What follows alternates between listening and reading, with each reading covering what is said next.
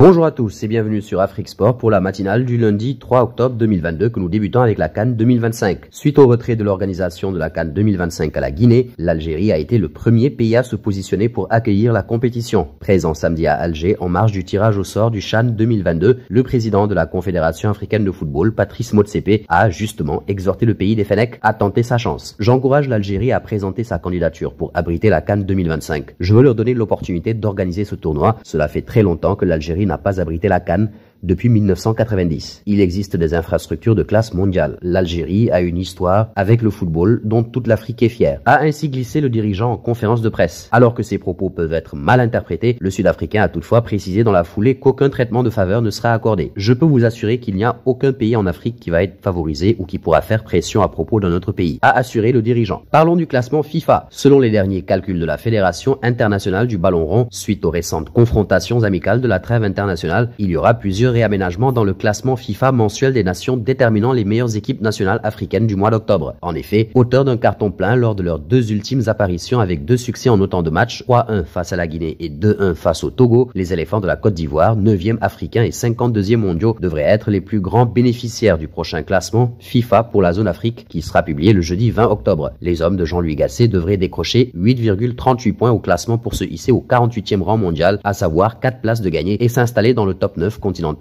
devant le Burkina Faso classé 10e. Un pas contre le Torino 3-1. Statistiquement parlant, c'est déjà la meilleure saison de sa carrière, moins de 2 mois après le début de la campagne 2022-2023. Jusque-là, André Franck Zambo Anguissa ne comptait que 2 buts et 6 passes décisives depuis ses débuts en pro en septembre 2015 et pour le moment, celle contre Liverpool lors de la première journée de la phase de groupe de Ligue des Champions. On file en Indonésie. Pour Marca, Abel Issa Kamara a accepté de donner un éclairage sur le drame humain qui s'est déroulé durant une rencontre en Indonésie lors du derby de Malang. Le buteur du club indonésien d'Arema a confié avoir vécu l'horreur. Nous avons commencé à entendre des cris et des coups de feu et nous avons vu beaucoup de fumée. Puis certains ont réussi à entrer dans notre vestiaire et ont fini par mourir sur place. Abel Issa Kamara, passé notamment par Belenenses au Portugal, ne souhaite ça à personne. En étant là-dedans, on craignait pour nos vies et il y avait 40 ou 50 000 personnes dehors qui voulaient nos têtes, a conclu le buteur guinéen de 32 ans. Le dernier des comptes fait état de 125 victimes. Parlons de Lionel Messi, qui n'a pas bien vécu cette déroute au Santiago Bernabéu la saison dernière 3-2. Le Real Madrid a renversé son Paris Saint-Germain en une période. Alors, l'international argentin a désormais le regard tourné vers le sacre européen avec le PSG. Le septuple Ballon d'Or a le désir absolu d'offrir son premier titre de Ligue des Champions à Paris dès cette année. Pour lui, cette élimination était douloureuse au vu de sa tournure, mais servira de base pour la suite. L'objectif du PSG depuis quelques années, tout le monde le sait, c'est de remporter la Ligue des Champions. La saison dernière, l'élimination face au Real a été très difficile à digérer, ça s'est joué sur des détails, a expliqué la Pulga au micro de Téléfoot. Pour le moment, l'écurie de la capitale est sur des bons rails avec 2 succès en 2 rencontres avant d'aborder la double confrontation face au Benfica Lisbonne. Messi détonne d'ailleurs avec 7 buts et 8 passes décisives en 12 matchs.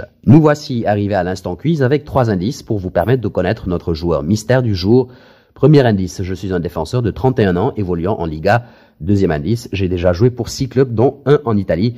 Et troisième indice, Bolton a été mon premier club en Angleterre. Qui suis-je? Vos réponses seront attendues en commentaire. Et félicitations à tous ceux qui ont répondu Benoît Badiachile. Lors de la matinale de ce dimanche, c'était le joueur à trouver puisqu'il est un défenseur de 21 ans évoluant en France qui a connu qu'un seul club depuis ses débuts. Il s'appelle aussi Mouki Naï. Terminons au Barça. Souhaitant se renforcer au poste de latéral gauche l'été dernier, le Barça a recruté Marcos Alonso pour une saison. Avec l'éclosion du jeune Alejandro Baldé cette saison, Xavi peut s'appuyer sur 3 défenseurs gauche, Marcos Alonso, Jordi Alba et donc Baldé. Pour ce qui est de Jordi Alba, le club catalan lui chercherait toujours une porte de sortie pour l'été prochain puisqu'il n'entre plus vraiment dans les plans du coach espagnol. C'est pourquoi le Barça serait toujours intéressé par la venue du latéral gauche de Valence, José Gaya. Mais ce potentiel transfert serait sur le point d'échouer. Selon le média espagnol Sport, Gaya pourrait prolonger chez les Murciélagos. Sous contrat avec Valence jusqu'en juin 2023, les discussions entre le joueur et les dirigeants valenciens pour une prolongation de contrat avanceraient bien. Le Barça, qui avait pour objectif de faire signer le joueur de la Roja gratuitement l'été prochain, voit donc ses chances de le recruter s'amoindrir. Terminons avec le Ballon d'Or. Vainqueur de la Liga et lauréat de la Ligue des Champions avec le Real Madrid, tout en étant meilleur buteur de la Liga et de la Coupe d'Europe, Karim Benzema va logiquement recevoir le Ballon d'Or 2022 lundi 17 octobre au théâtre du Châtelet dans la capitale française. KB9 devrait prendre la suite d'un certain Lionel Messi qui ne fait même pas partie des 30 nommés cette année décidés par France Football. Mais d'autres surprises devraient avoir lieu, notamment en ce qui concerne le podium. Une fuite concernant les résultats du vote a émergé sur les réseaux sociaux et le dauphin de Benzema ne serait autre que Sadio Mané et Vinicius, un autre joueur du Real Madrid, buteur face à Liverpool en finale de la C1 qui complète le podium. Mo Salah finit 4e et Kylian Mbappé se retrouve en 6e position quand Cristiano Ronaldo se contente d'une assez généreuse 12e place juste derrière Erling Haaland. Et nous arrivons au terme de cette matinale que nous bouclons avec la question du jour: quel est votre top 3 du Ballon d'Or 2022? Vos réponses seront attendues en commentaire. En attendant, n'hésitez pas à vous abonner sur Afrique Sport pour ne rien manquer du football continental et international.